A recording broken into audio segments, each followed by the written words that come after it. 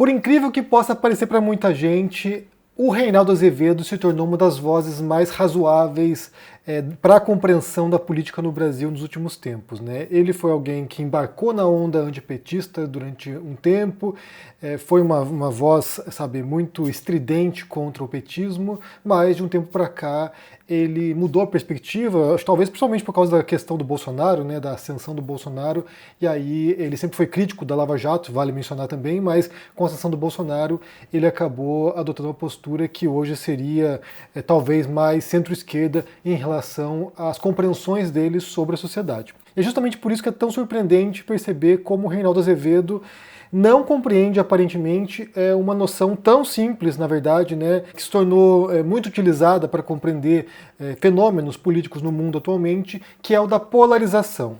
Eu quero ouvir com vocês aqui o Reinaldo Azevedo falando sobre polarização e explicar o que está errado na fala do Reinaldo. Vamos ouvir juntos aqui. Sabe o que eu ganho em dizer o que eu penso?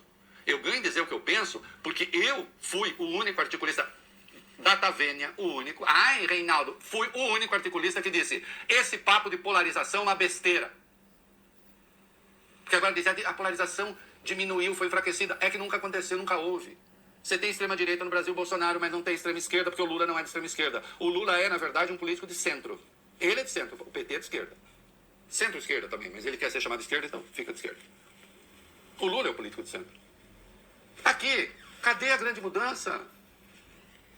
Parem de dizer asneira, parem de tentar enganar as pessoas. O termo polarização, é claro que pode designar um fenômeno social, né, e político de grupos antagônicos se enfrentando. Basta pensar em alguns casos históricos, por exemplo, a Guerra Civil nos Estados Unidos, quando você tem uma divisão entre norte e sul no país, norte industrializado, que estava naquele momento, né, fazendo uma campanha para a abolição da escravatura, e o sul agrícola, que queria preservar a escravidão. E aí é uma guerra civil ali, um enfrentamento entre essas tropas, né, o país se divide, uma guerra fratricida, e isso é uma polarização política tremenda, né, sabe, duas posições antagônicas e que estavam se enfrentando no campo de batalha de fato. Ou, por exemplo, Jamaica nos anos 70, quando você tinha uma disputa política muito acirrada entre dois partidos e que isso levou a confrontos reais nas ruas, né? Pessoas se matando por causa de questões políticas. Inclusive até o próprio Bob Marley foi alvo dessa guerra política, né? Dessa disputa política, e deixou o país depois de ter sido baleado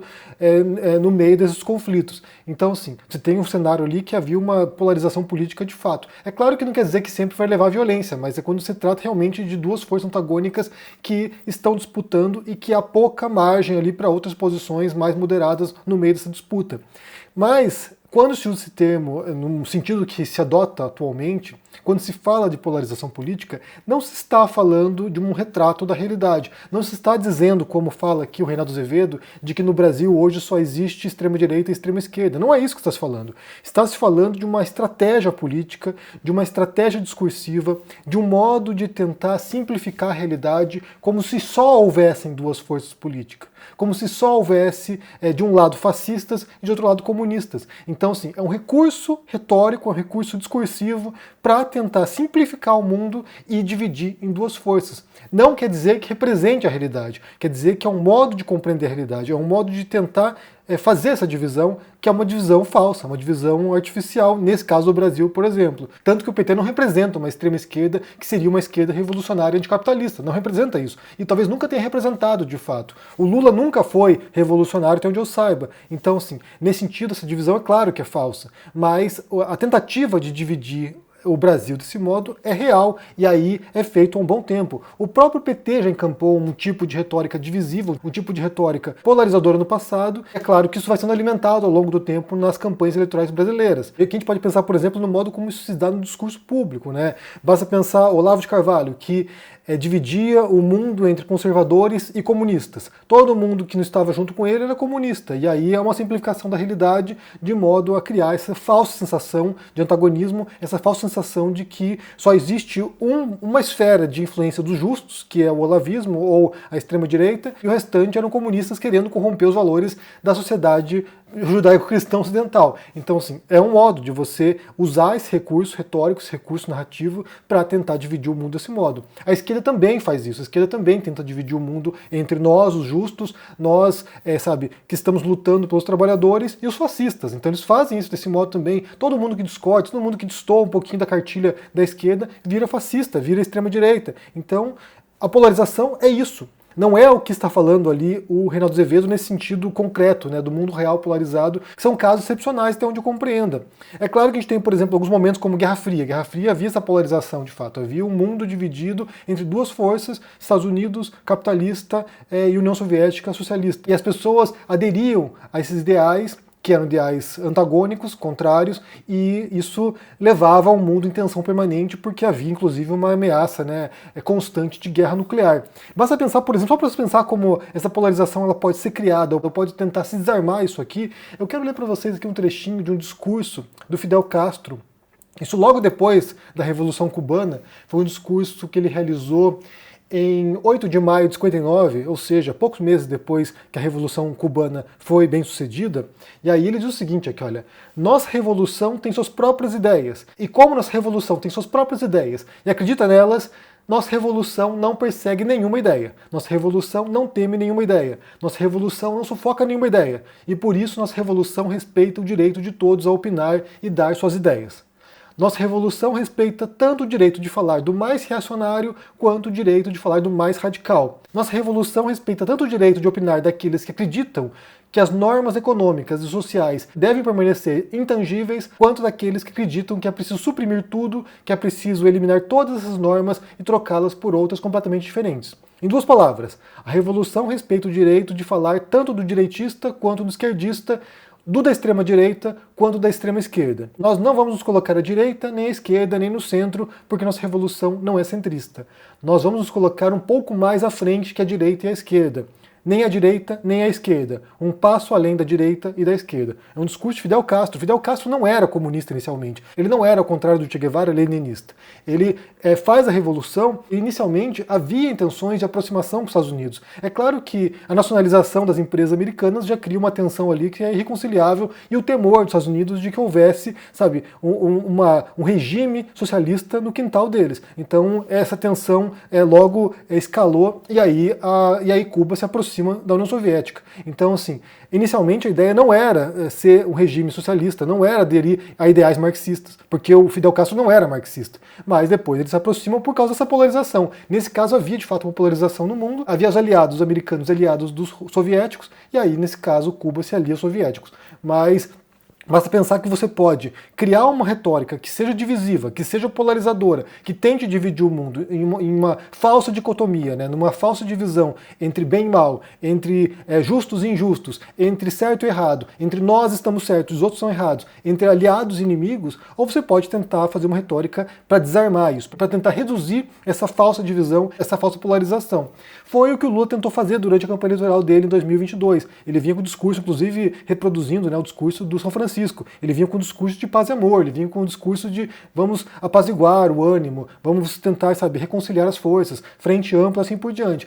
Funcionou durante um período, acho que deu certo para poder ganhar a eleição, mas isso me parece que já está arrefecendo e a gente já tem visto de novo, com bastante força, inclusive, esse discurso polarizador em voga, sabe, operante. Inclusive, só para mencionar isso aqui, eu quero reforçar que hoje à noite o ICL vai transmitir um documentário sobre o Pepe Mujica, ex-presidente do Uruguai, e é bem interessante para você perceber justamente o discurso do Mujica, que é um discurso que vai contra essa falsa polarização, essa falsa dicotomia, tentar dividir o mundo entre bem e mal, tentar dividir o mundo, sabe, entre duas forças antagônicas. Então você tem um político ali bastante competente, sábio, alguém que compreende o jogo político e que se esforçou para tentar reconciliar a sociedade uruguaia.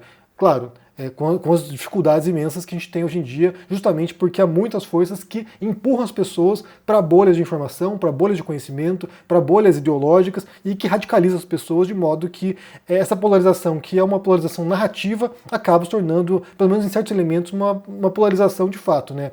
Grupos que são incapazes de dialogar um com o outro. Mas não é aquilo que o Reinaldo Azevedo está falando. Ele está tentando, sabe, criticar uma coisa que não é dita. Quando se fala de polarização, se fala desse discurso, dessa narrativa, desse ideal de que existem forças antagônicas, de um lado a extrema-direita chamando todo mundo de comunista e do outro lado a esquerda chamando todo mundo de fascista. Me surpreende que ele não tenha sido posto em contato com essa perspectiva, né?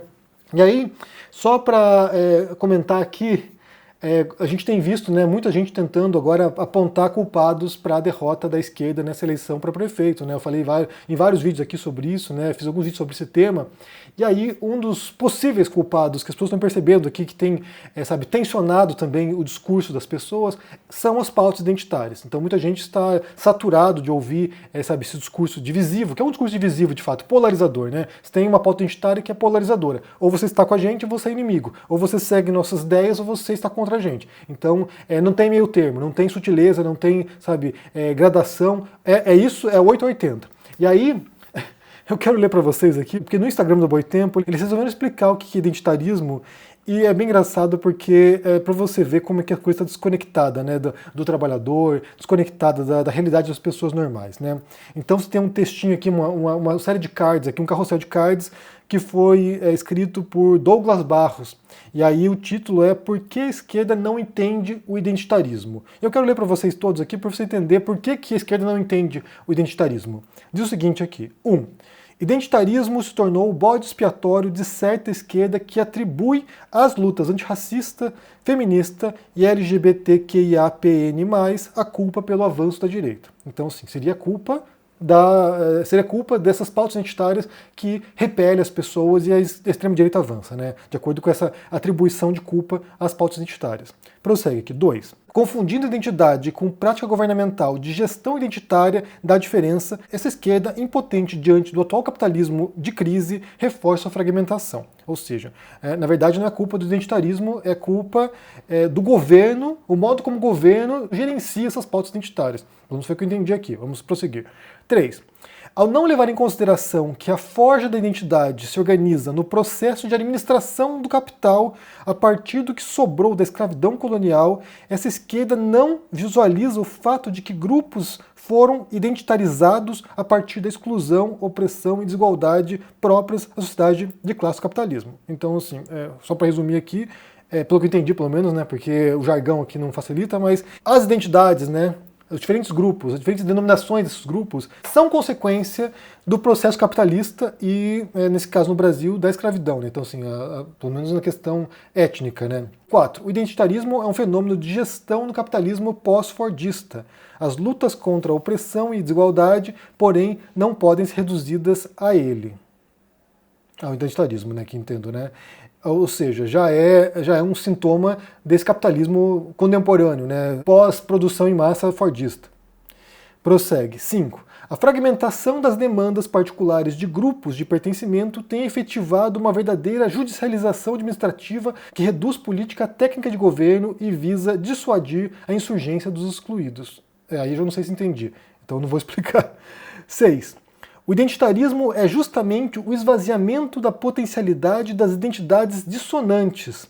É a tentativa governamental de administrar identidades que demonstram a verdade de um universal, entre aspas, marcado pela exclusão da diferença. Também não sei se eu compreendi aqui. 7. Esse falso universal convoca o silenciamento da luta efetivamente política. É um universal ultra-identitário que, para se pôr, precisa negar a diferença e instrumentalizá-la como inferioridade. O caso do Vini Júnior é um exemplo fundamental desse silenciamento em nome da universalidade do futebol. Também não sei se consigo explicar isso aqui. 8. A luta que parte de uma identidade fantasmagórica dada pelo modo de gestão não foi e nunca será equivalente ao identitarismo. Ou seja, seria uma série de publicações aqui para explicar por que a esquerda não entende o identitarismo, e eu acho que muita gente não entendeu o que é a explicação, né? Se você olhar os comentários aqui, que você vê o pessoal, muita gente falando, olha só, eu sou formado em filosofia, sou formado em sociologia, e não entendi lhufas do que foi dito aqui. Talvez este seja o desafio de fato, né?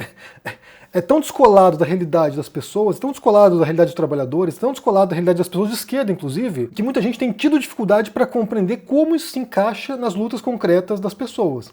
Isso não quer dizer, aqui é óbvio que é preciso dizer isso também, né? Isso não quer dizer que essas pautas não sejam importantes, que não seja importante preservar direitos, resguardar direitos, assegurar direitos de grupos minoritários. É claro que é importante, claro que é fundamental, é claro que é uma luta que deveria ser de todo mundo, não apenas da esquerda. Mas o modo como esse embate se dá, o modo como isso tem sido travado no mundo real, tem sido, como eu falei no vídeo recente aqui, bastante repelente. Então, assim, a esquerda, quando abraça esse tipo de pauta identitária, tem feito questão de jogar o jogo da polarização política, como falei no começo aqui sobre essa definição de polarização. Ou seja, ou você está com a gente ou você é inimigo. Ou você adere a essas pautas ou você é, alguém a ser destruído e confrontado. E isso é uma simplificação grotesca da realidade. Tem pessoas que nem sequer sabem quais são as pautas. Tem pessoas que nem sequer se preocupam com isso, porque tem outras questões muito mais urgentes para poder solucionar. Tem gente que está vivendo sua vida e pagando conta e cuidando da família, gerindo uma vida que é precária e que não tem tempo, nem disposição, nem energia para se dedicar a certas pautas identitárias.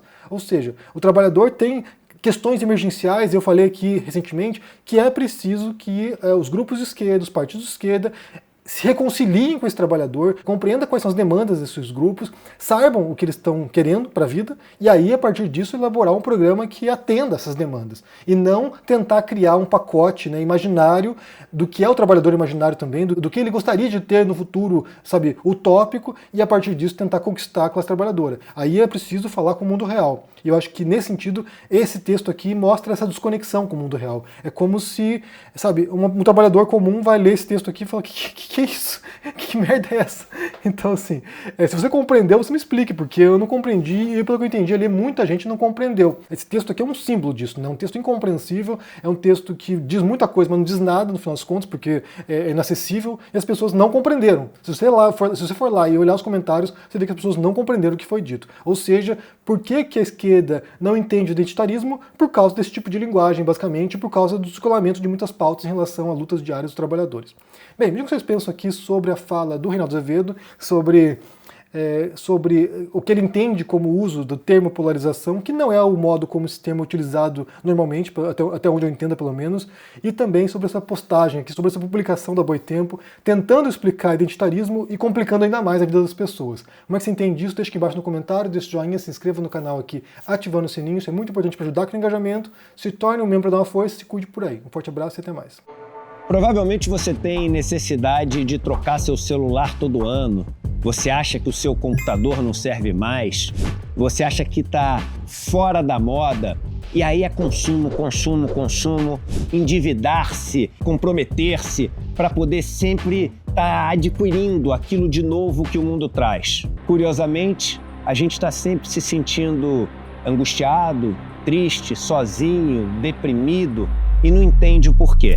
Uma das cabeças mais brilhantes do nosso tempo, uma das figuras políticas mais inspiradoras, fala muito sobre isso. A gente está falando de Pepe Mujica, ex-presidente do Uruguai. Ele foi o tema principal do escritor Fabián Restivo, quando escreveu essa obra, Conversas com Pepe Mujica.